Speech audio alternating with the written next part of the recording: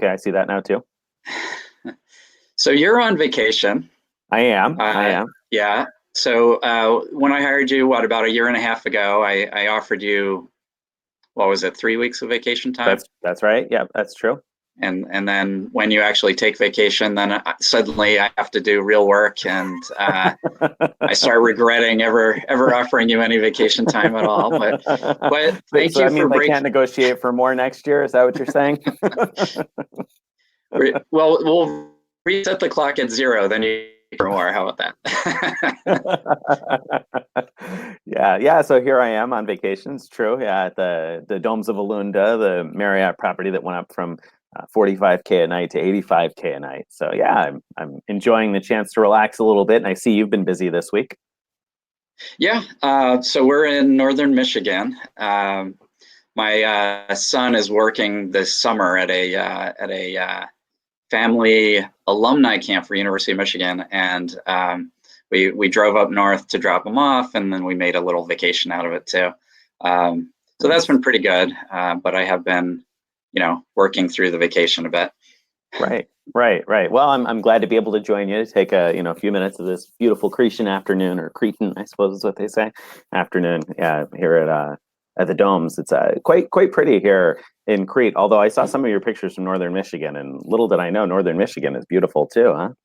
Yeah, I actually think northern Michigan is one of the most underrated vacation spots that I know of anyway. Yeah. It doesn't get as crowded as the well-known vacation spots yet. A lot of places are definitely just as nice as anywhere you can go. So Yeah, I yeah. highly recommend it. Right now I'm in Glen Arbor, Michigan, which is near Sleeping Bear Dunes National Lakeshore, and it's a fantastic park. It's like 2 miles away Hmm. from the little town of Glen Arbor, so it makes a great little vacation. Nice. That's one of the reasons I still like IHG Point Breaks, even though people are upset, and I understand why, that they're not as good as they used to be. They can be useful for sometimes discovering places like that. I know you're not in an IHG stay right now, but I find that those Point Break lists come up with places that I just wasn't familiar with that are in places I wouldn't have considered visiting. So sometimes, you stumble on something in those sales and turns out to be pretty good. That's true. In this case, you would never find this place because there's not a single chain hotel in Glen Arbor. I mean, you could stay in Traverse City, which is a much bigger city, and stay at a nice IHG or whatever. Yeah. Um, but that brings up a topic that has come up just this morning. So I posted about the Hyatt in Budapest being an incredible deal at 8K points, or 13K to 16K if you want to stay in a suite. Um, and yeah, I actually posted this question on Facebook on our Frequent Miler Insiders group: is it worth actually going to a place just for a deal like that versus picking a place to go and then finding the best hotel deal, or way to stay? Right. Right. What are your thoughts on that? You know, my thoughts in this case are that it might be worth planning a trip around because Budapest looks like a cool place to visit, and the hotel is just an amazing value at 8K. I mean, you're talking about, for a regular standard room, you're talking about the same price as a lot of airport Hyatt places to stay in a place that looks really luxurious and nice. Right. And I have to imagine between the cash rates and the being so high, and it being kind of off the beaten path as in terms of where people typically think of first when they think of Europe, I have to imagine that probably there aren't all that many people with high levels of Hyatt status discovering it yet. So I think actually paying the 8K a night and trying to negotiate your way into a suite might be the better way to go. I don't know. Do you think that it's worth, like, well, first of all, let's go back to your question. I had another thought there, but you said, is it Yeah. worth planning a trip? I think so, especially if you can catch the Air France KLM deals where you're paying 12.5 one way in economy class, 25K round trip to get to Europe. You can often find the better end of those deals going to cities like Budapest and Prague. Sometimes the pricing is even better than what it shows It which you is. would expect. So, and Budapest is one of those cities. So, worth checking that out. 44K one way would get you to Vienna anyway, in business class on Royal Air Maroc using Etihad points, transfer partner of Amex membership rewards and city thank you points. I think it's worth a spontaneous trip. I don't know. What do you think? Is it worth the trip, and is it worth paying the premium for? I was starting to argue no, but what do you think? Is it worth paying the premium to stay in a suite there? Yeah. Well, first, just to answer the first question. I do think it's worth doing deals like this to visit places, as long as they're highly rated places, like places that you're likely to enjoy anyway. Uh, in my case, I mean, it's getting me to commit to go to a place I wanted to go for a long time, but it hasn't been that high on the list. It hasn't been high enough in the list to To get me to bump something actually else plan down? it. But Yeah. but this little thing is just just enough to nudge me, and I think that when we go, we're probably gonna love the city just as most people who've been say they do.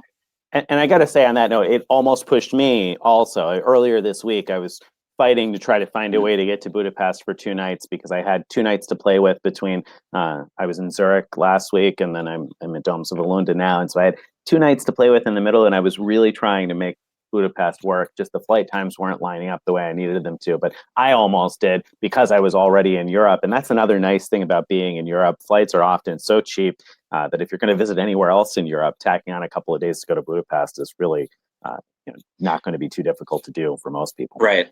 Yeah, no, exactly. Yeah. Um, um, So is it worth the so suite? Is it is it worth worth a paying suite? 13 or Well, 16? What do you think? yeah, I mean, if you look at the paid prices, even for a regular room there, uh, 16, even 16K a night is actually a good use of Hyatt points. So is it worth it? It just depends. I mean, to me, I think in general, if you have the points and you can do something super awesome that you wouldn't normally do without points, this is an opportunity to do that at a very low rate. Once this becomes a category, let's say 5, the suite price is going to be very, very high. So this is the time to take advantage of it and get into a suite, in my opinion. I can see where you'd say that, and on one hand, it does kind of make sense. On the other hand, like I said, if you got any kind of like smooth talking capability, I got to imagine that you could talk your way into a suite right now. I can't imagine that they're selling those suites out this early on. So, I mean, if you're getting there anytime soon and you're a globalist or even an explorist, I would bet you might be able to work out a suite even if you've paid the 8K a night. But maybe I'm wrong. I could be wrong. And the 13 and 16, the interesting thing for me was actually when I messaged, they told me they only had the 16K suites available, even though it looked like a couple of the suites that you mentioned that should have been available for 13K were available for booking. The Twitter rep told me just the premium suites for the dates I was looking at, which for 3K more, I think if you're looking at spending more on a suite there, go with the premium suites. They look amazing. Yeah, I agree. Although, as I pointed out in my post, I don't think the pictures are correct on at least some of the suites, since they're Right. like exactly the same. But Some of them are, but that hexagon suite that's 100 square meters, I mean, that looks really neat, and it looks like that's the got to be pictures the are real, pretty accurate. real deal. Yeah, Yeah, yeah. yeah. Nice. So Well, so speaking of worldwide travel, going different places, the Amex Gold card now offering 4 points per dollar on restaurants worldwide. right. And you said it's still not a keeper for you. So, I mean, first of all, how is it not a keeper? And second of all, isn't it a keeper just for MS purposes? Okay. So this is actually kind of funny story, because I wrote the majority of that post on Tuesday for publication on Wednesday, before Stephen Pepper published the quick deal saying, oh, hey, on Thursday, the gold card is going to be available for 4X at restaurants worldwide. So the majority of that post where I said the gold card has lost its shine for me was written before I knew about the new enhancements that were coming. So when Stephen published that, I quickly updated a little bit to mention that new capability. But but it didn't change my mind. The thing that's really, I think, hard for people to grasp is that when I say it's not right for me, I'm not saying it's not right for the majority of people. I actually do think that it's a fantastic card for a lot of people. If you just tend to spend a lot at grocery stores and dining, that combination, you're going to make out like a bandit with that card. And the fact that it now works with worldwide, if you could find restaurants worldwide that'll accept Amex, that's a nice improvement. And even the ability to use the $10 per month credits at Boxed is a nice improvement. So I think it's actually a very good card for most people. But when you ask about MS, I don't see it. So okay, so walk me through this. How do you not see it? 4X at the grocery store. I mean, my goodness. So easy breezy MS for most folks. I mean, at a grocery store, typically you can buy a Visa gift card quite easily. Many grocery stores sell $500 Visa gift cards. So, I mean, you're talking about up to $25,000 per year, earning 4X. So your cost in gift card activation, what, $6 a gift card? So $12 for every 1,000. So we're talking what, $250, a little over $300 for 25,000 worth of gift cards, and then you get your liquidation fees. So maybe let's call it $350,000 without locking the numbers down for $25,000 worth of MS. So you're talking 100,000 membership rewards points for just over $300 in cost, and that's assuming you MS the entire 25,000, which most people aren't going to, because most people are going to spend probably 10,000 a year on groceries alone. So maybe you're going to MS 15 to get the other 60. How is that not worth it? Yeah. Well, if you're a serious MSer, you should have set up your Ebates account to earn membership rewards points, and you should have signed up for the Ebates Visa. And if you have that combination, you can earn that same 4X, not limited to 25K a year, and you earn it right from the comfort of your home just by clicking through Ebates to giftcards.com or giftcardmall.com once they fix their however they got hacked. Or I haven't heard if there's been an update on that. Yeah, and you're paying almost the identical fees that you'd be paying in the grocery store. So that's why I just can't see paying the annual fee on a gold card when you could get the same 4X virtually uncapped. I say virtually because the portals limit you to 60K per month. But and then you could do that both across giftcards.com and giftcardmall.com. So you're making two assumptions here. Number one, you're assuming that Ebates Visa is never going to get shut down for MS when you're doing that high volume, which if you're only doing the 25K a year, I'll go right ahead and say you probably won't get shut down. But when you say virtually unlimited, I don't think we've seen that get tested to its full limit yet. It's only been happening like this for a short period of time, so we don't know how MS tolerant that's going to be. Right now, it does look pretty good, but we don't know long-term how MS tolerant that's going to be, first of all. Second of all, anybody who gets gas and goes grocery shopping someplace with fuel points promos is still going to come out well ahead, actually, by leveraging fuel points along with those gift cards if you have a grocery store that awards fuel points on Visa gift cards, which I don't have a grocery store nearby me that awards those. But Kroger will do the 4X fuel points on the fixed value ones now and then. So then you'd have to do the math on the activation fee. But I think you'd probably come out well ahead still, MSing it at the grocery store if you're able to stack fuel points. I'll give it to you. You're right. If you're not stacking fuel points, then the Ebates way is probably the way to go. But I only say probably because we don't yet know what the tolerance is going to be for MS. And we do know that the grocery store MS so far has gone, I think, okay for most people who are doing it. Right. Okay, that's a good point. So it sounds like we're mostly in agreement. Mostly. I'll give you that. But the difference comes down to can you earn fuel points when doing this at the grocery store on one hand, and how long will the Ebates deal last? And that's a valid point. I agree. Yeah. So let's move on. All right, let's talk then, I guess, about this new Hyatt or not Hyatt, rather the Marriott property in Kauai. Not new, but Right. it's what, a Courtyard now. It's changing into a Sheraton or something. Yeah. So we have a Courtyard in Kauai, a Courtyard Marriott in Kauai that everybody who's been there recently agrees is a disaster. And it's a disaster because it's undergoing massive construction. They didn't even tell guests ahead of time that this was happening. They're not giving them any kind of break because of it. Um, so it's absolutely terrible. But you can book now. My headset just dropped off. You can book now at 25K points per night, Marriott points, for the future. And so you could book when the construction will be all done, and it'll be a Sheraton once it's sort of reopened as a new hotel. So wait, suddenly there's music coming through my headset. What's going on?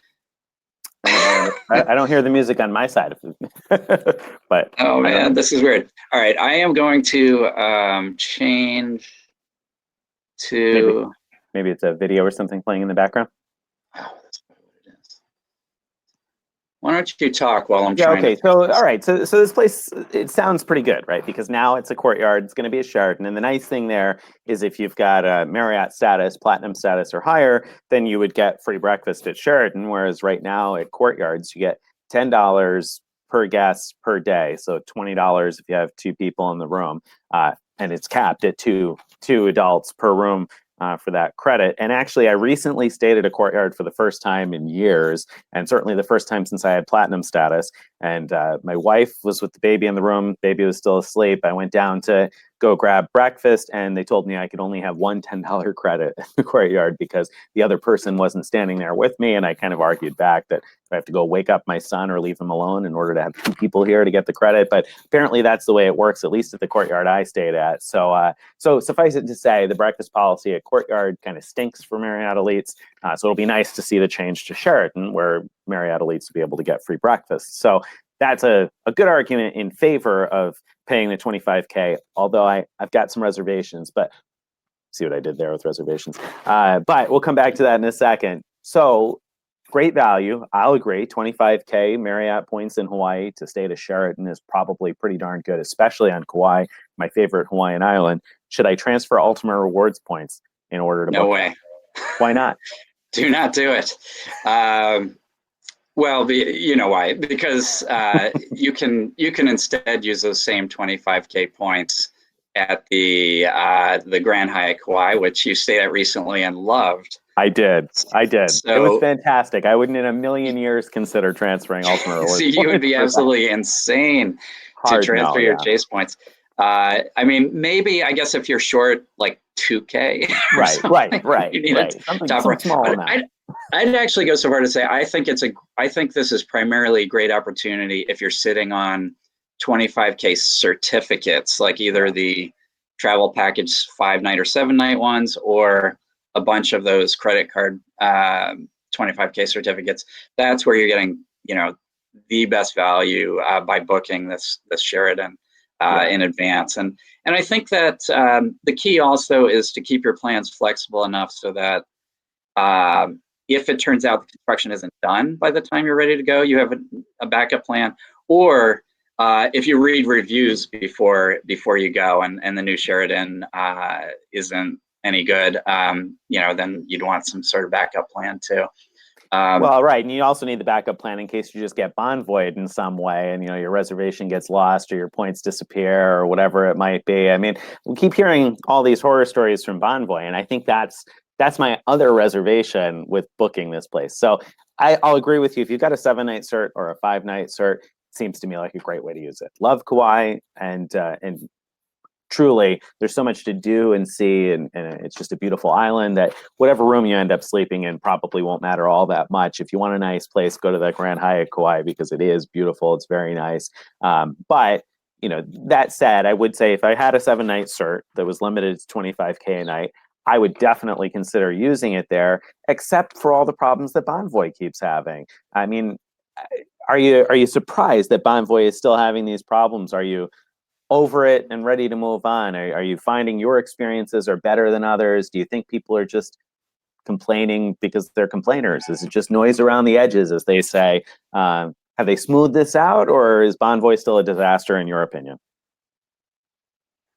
Yeah, I'm going to say something controversial here, which is I think that it's time to give Bonvoy a break and uh, maybe consider saying that Bonvoy isn't a dirty word What? anymore. What? I mean, give them a break. They've had a year to work out all the kinks from this merger, and still we're getting stories each day from people on Twitter and comments on our posts that keep running into Bonvoy problems. Why is it time to give them a break? Well, so I've been a long time Marriott elite. I started about 7 or 8 years ago. I did a challenge to get to platinum, and then I've stayed platinum or the equivalent all that time. Usually by buying back status over the years. But anyway, I've had a lot of experience with Marriott's program. And so the one thing, yes, they screwed up really, really bad with their technology and their customer service um, for the past 7 months or however long it's been I'm since going to take August. issue with it being past tense, screwed up, instead of are still screwing up. But let's find out why. Oh, You said over the okay, past 7 months. Go ahead. Go ahead. but my personal experience, despite all that, has been that they are better, considerably better now in many ways than they were before the merger, before they became Bonvoy. Um, the program is better. Like, so just to give just one little example, at resorts, it used to be as a 50-night elite or even a 75-night elite, you didn't get free breakfast or anything. There are very few perks at resorts. Now you get full free breakfast as your welcome gift choice, which you'd be crazy not to take that, by the way, over getting like $10 for the entire stay as an alternative.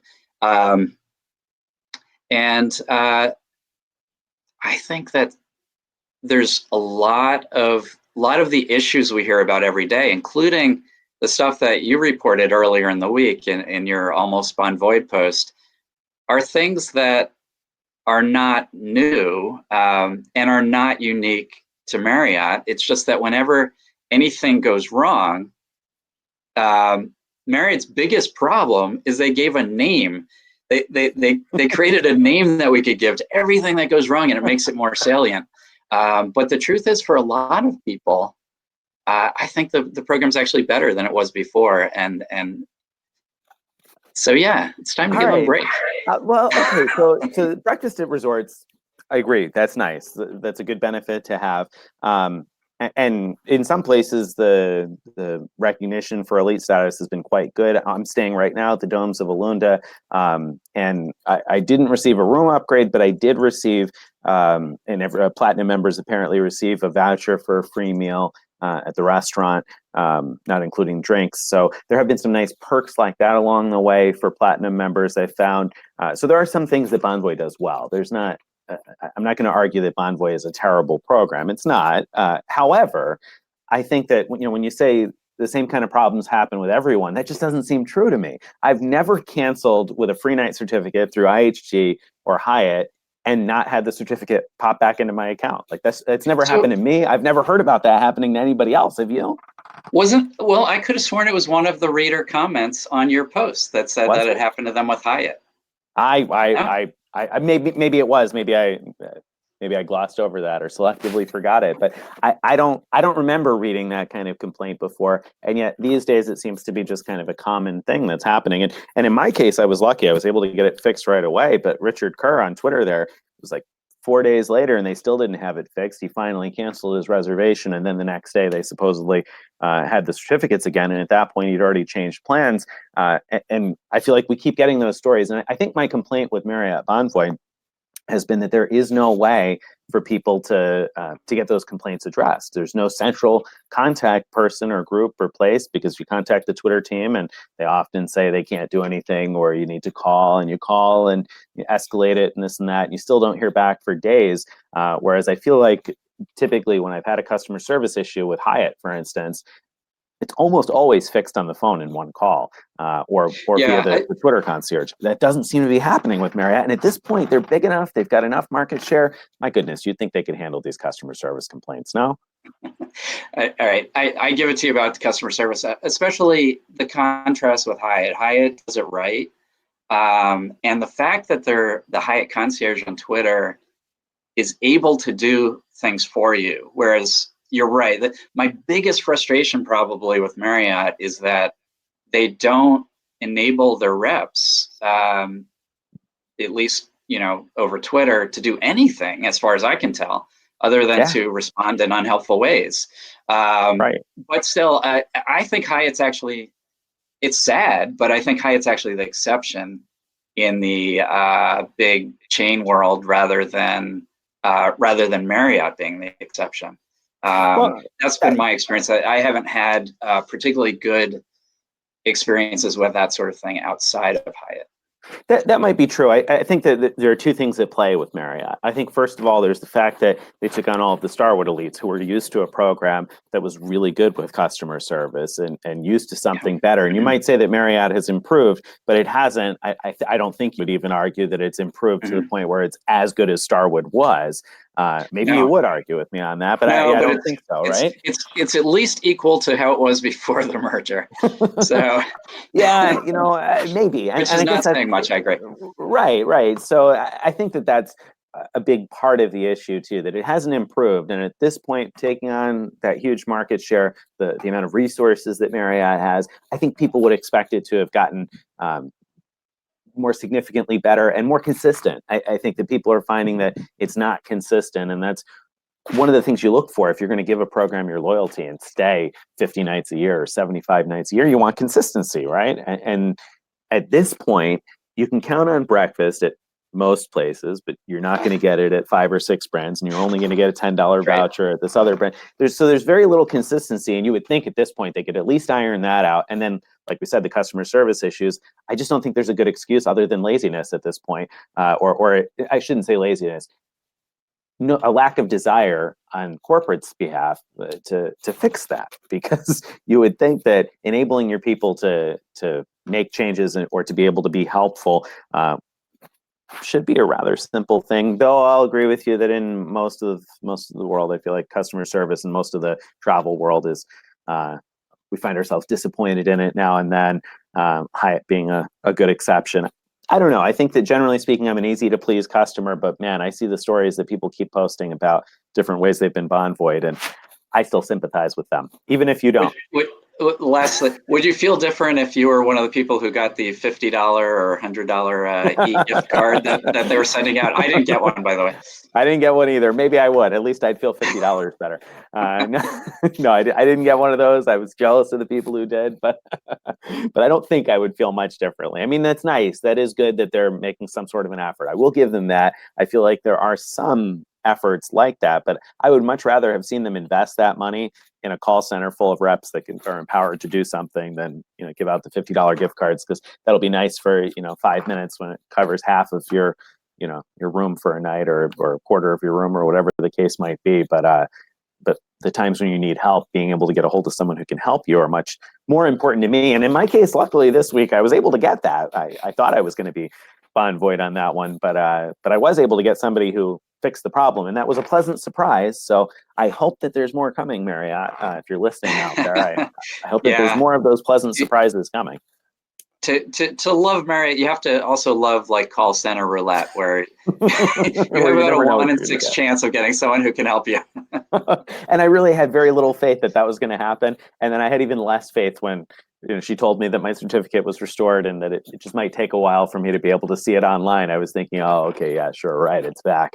But sure enough, it was. But I look at things like that also, that okay, IT issues happen to everyone, and being able to fix it is what matters. So in the end, I guess Marriott got that one right. But on the flip side, I say that's obviously not an issue that's unique to me. The rep understood how to find my certificate without me even mentioning which hotel it had been attached to and how to bring it back from the dead. So there's obviously an IT solution to that. You would think that it would be, I don't want to say easy because I'm not a computer programmer and I couldn't do it, but easy enough for Marriott to get that fixed so that it doesn't happen. Because right now I look at it and I see people with 4, 5, 6 Marriott cards are going to lose a certificate at some point because they're not going to realize it was attached to a canceled reservation. Yeah, yeah. One last mention in favor of Marriott. You know those Sweet Night awards that you can get at 50 nights elite status and again at 75. Right. So people who used to get those under the old SPG program routinely complained about how they never worked. I've heard that over and over again. Right. I have to.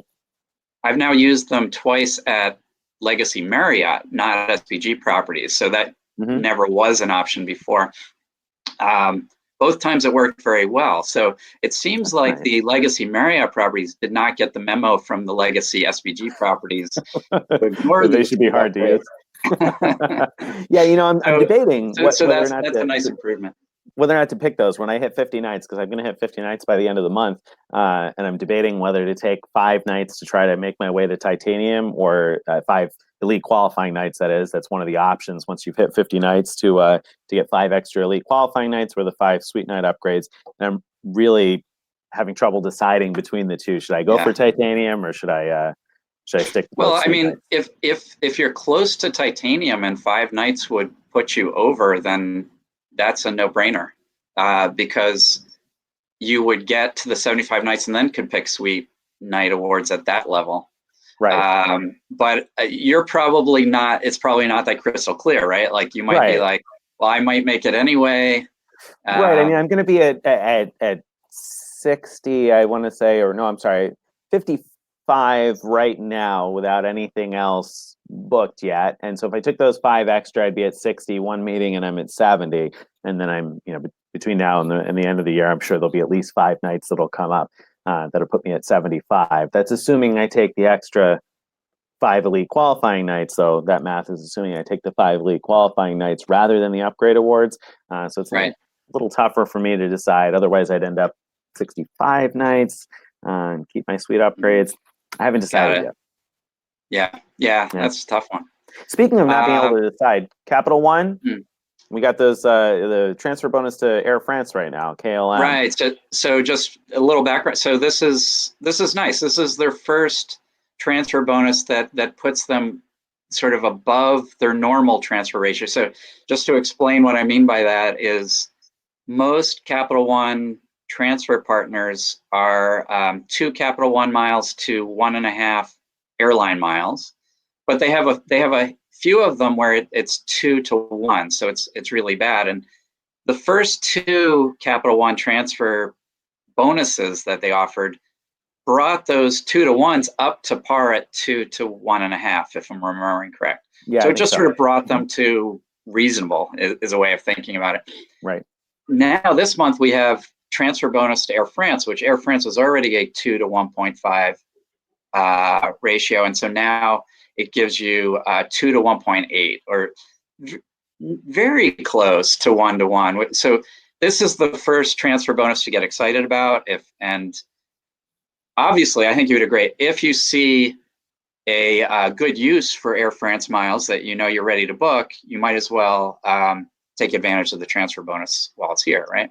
Well, yeah, for sure. If you see a good use, it's definitely worthwhile. Although I don't know. Do you know what the transfer time is to Air France from Capital One? Is it instant? That's a good question. No, I don't know off the top of my head. I'm not sure that it is. I think all of the Capital One transfer times, at least when you go to transfer, it says it'll take a while, which that's common. A lot of the different transferable currencies will say a transfer could take up to 6 weeks or something like that, even though most of them are instant for most currencies. But with Capital One, I'm just not sure yet whether or not it's instant. Assuming that it is instant, which we'll have to double check on that.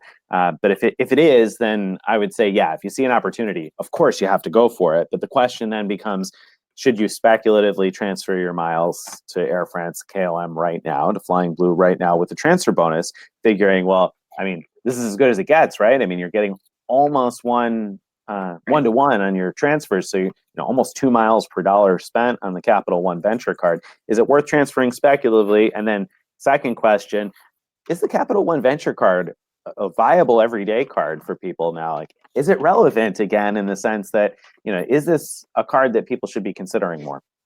Yeah. So, yeah, to answer the should you prospectively transfer, I, normally I say no almost all the time to all of these kind of things. In this case, I'm going to say I think there are people where that might be the right answer. And so, Yeah. first of all, if your home airport is a Air France destination, so Air France flies out of your home airport, and if you have a significant Delta presence from your home airport, I think it's worth considering. I did a little bit of math before before we talk I today. did a little bit of math. So, That's, so when you say that, I think people say, okay, there's going to be some math there. All right, watch what's the out, little it's bit of coming. math? Yeah. So what I did is Air France has some really good award prices to Europe, Mm-hmm. especially. It's weird. So depending on where you're coming from, they have different prices to where you're going to, and usually it's cheaper to go past France, to go past Paris, than to stop in Paris. So I looked at, for example, Detroit to Budapest, Mm-hmm. Go and figure. You might be looking at that nowadays, huh? right. And if we look at a time when, well, I just picked a time in the fall, just randomly to find award space. And if I looked at how many points it took for a round trip coach, how many Air France miles, plus add in the fuel surcharges, and then say how many Capital One miles would it take to book that, given the current transfer bonus, Right. right? So if the round trip was something like, I actually can't even remember off the top of my head, but let's just say it was like 30,000 miles round trip or something like that, Mm-hmm. 34,000 maybe. Then I said, okay, divide that by the 1.1 transfer bonus kind of thing to get how many, or multiply it by the 1.1 to get the number of Capital One miles needed to transfer to Air France, and then how many Capital One miles to pay for the fuel surcharges. Fuel So surcharges, yeah.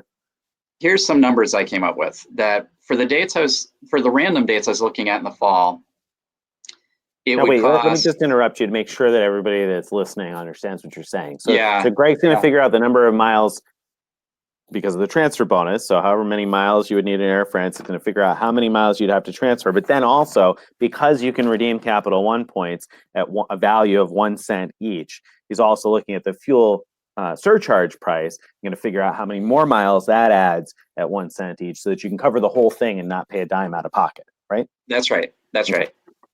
And this way I can compare the point prices to cash prices.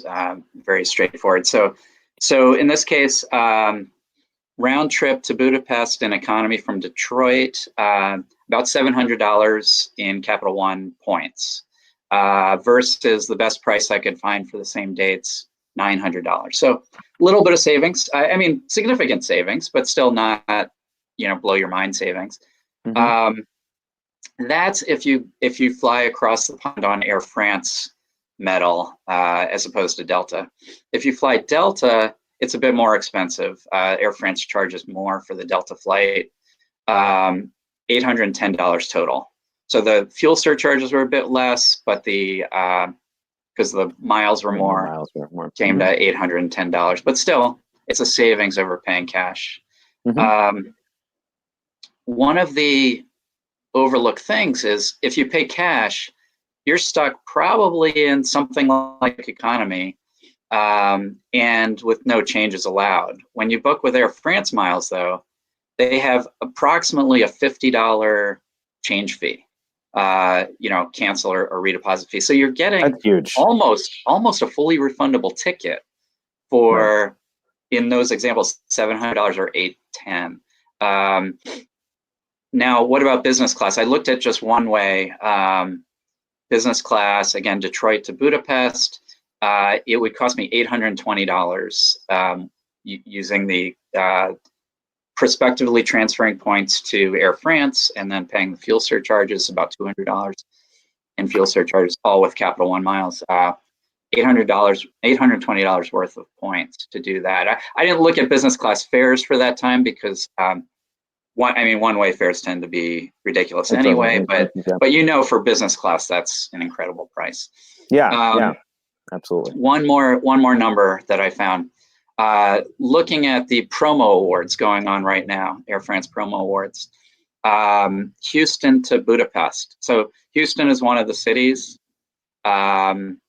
You could go Houston to Budapest in economy, 23,000 Air France miles round trip. Factoring in the transfer bonus and fuel surcharges and everything, we're talking about $460. Yeah, that's it. That's a terrific value. I mean, that's hard to beat. Yeah, and that's versus the best price I could find at that time, and this was for travel in August, $1138. So right.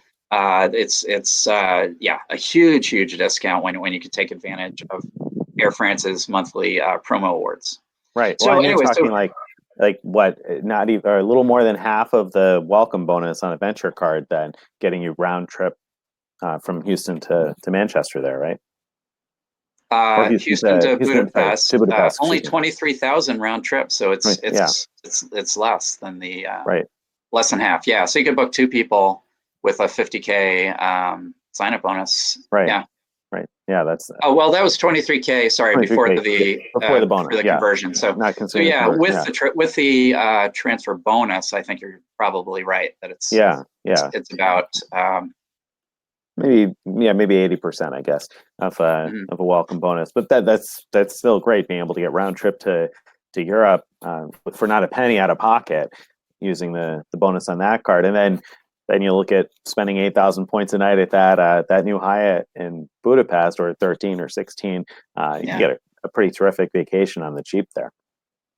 Yeah. Of course, if you're only doing Capital One, if the Venture Rewards is your only card, which I've argued separately, if you only want one card and you really not willing to juggle more than one, Venture ought to be one of the ones you consider now that they have transfer partners. But if you did that, then the Hyatt thing is not really an option for you. Certainly wouldn't be buying the points. Right, because the cash rates are exorbitantly expensive. Although buying, you say, other than buying the points, shouldn't dismiss that, because as a reader brought up, I think you'd be able to buy enough points to stay there with the most recent bonus anyway. I think that may have expired already, but the most recent bonus on buying Hyatt points was $140-ish a night, I think is what it came out to, that it would cost you to buy the points to stay there. Is that right? That's so cheap. Yeah, it is. So again, we're talking like very limited number of points with Capital One to get yourself a pretty terrific vacation there. I don't know if I would transfer prospectively, though. I think that's a great example, and it's a good example of using those venture points to great value. And part of the reason why, honest to goodness, the venture card is the one literally at the top of my wallet right now. And I know that sounds crazy, because it's a card that I never would have put at the top of my wallet, but it's the one I've been using for everyday spend lately, in part because I have this magical ability to get a better deal from my points with Marriott gift cards, that for some reason, and we don't know why, some people have this extra special gift card redemption area in their account. So I'm able to get a $900 gift card for 64,000 and change Capital One points. The interesting thing is you can combine points with anybody too. So any of my family members could send their points my way in order to make a redemption like that too. So it's nice being able to combine the points with other folks. I do have family members that exclusively use the Capital One Venture card, so that's something that might appeal to to them. But anyway, what I was going to say though is I still don't think I would do it prospectively. If you have a good use, great. If not, I would hold off because I'm encouraged by these transfer bonuses. I mean, we've seen a couple already. Now we're finally seeing one that's a little bit more attractive. I'd hold out. Maybe there'll be a partner that works out better for you with a transfer bonus next month or the month after that, because Capital One at this point really seems to have shown some commitment to doing these transfer bonuses. I was a little skeptical in the beginning as to whether or not they'd be worthwhile, but if this is an indication of more to come, then that's encouraging. And when you look at the other major currencies that do these membership rewards and thank you points, frequently do transfer bonuses, and Air France is one of the common partners that offers these transfer bonuses. But then also you've got Virgin Atlantic that commonly gives transfer bonuses, although I don't think Virgin Atlantic is a Capital One partner.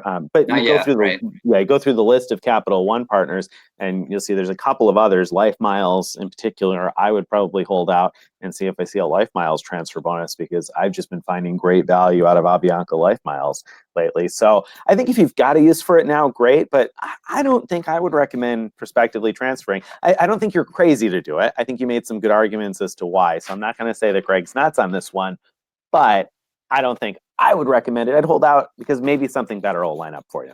Yeah, actually, I have to admit, I tried to convince myself so that I'd have a position to argue with you, but I wouldn't do it either personally. I think that by locking yourself into Air France, you are locking yourself out of many other opportunities that might come along. So Right. don't do it unless you're pretty sure you're actually going to use those Air France miles. Is my advice. Yeah, that's what I would say too. And I'll say, by the way, I didn't realize, and contactless is the next thing that's coming, I guess, right? With the credit cards, to be able to just tap your credit card to the screen, Sure. to the terminal. And I haven't used that in the United States with any of my cards. I'm sure there's probably places that accept it, but I haven't actually tried. But since I've been here in Europe the last couple of weeks, at some point I went to pay with my Venture card, and somebody just grabbed it out of my hand and tapped it, and I was like, great. oh, I don't think, oh, yeah, it does work. So apparently that functionality is working on at least that card. I tried to do it with one other card in my wallet that I wasn't sure whether or not it would work. Yeah, no, that's a good point. And another point in favor of Marriott Bonvoy is the Bonvoy cards have that. My wife loves using that when she's in Europe as well. And it just, even though you're not maybe getting the best return on your spend, it's a pleasure to use as opposed to the, oh, this is an American card, you're going to have to sign. And then the cashier goes looking around for a pen because they don't usually have people that have those kind of cards. So it's a nice change. Absolutely. Yeah, I ran into that problem in Australia actually a couple of years ago now, because everybody was using the tap to pay. And at that point, a couple of years ago now, I don't think I'd even seen it or knew about it. And so my card had to get inserted, and then I had to sign. And I was at an outdoor event. It was an outdoor movie theater in a park. And the guy didn't have a pen. Nobody around had a pen. He had to stop the whole checkout process. There were people behind me waiting, so he could go look for a pen somewhere so I could sign this piece of paper that surely is going to get thrown out somewhere anyway. But so yeah, the contactless is kind of nice. Yeah, well, good topic. All right, hey, it's been great talking to you. I need to get out there and go climb a dune in the sunshine. And yeah, I gotta go hit the beach still while I got some sunshine too. Yeah, let you get back to your vacation. I can't wait to hear about it. I imagine I'll read about it in Frequent Miler pretty soon. Maybe a thing or two, yeah. Great talking to you. Good talking to you too. Take care. Bye.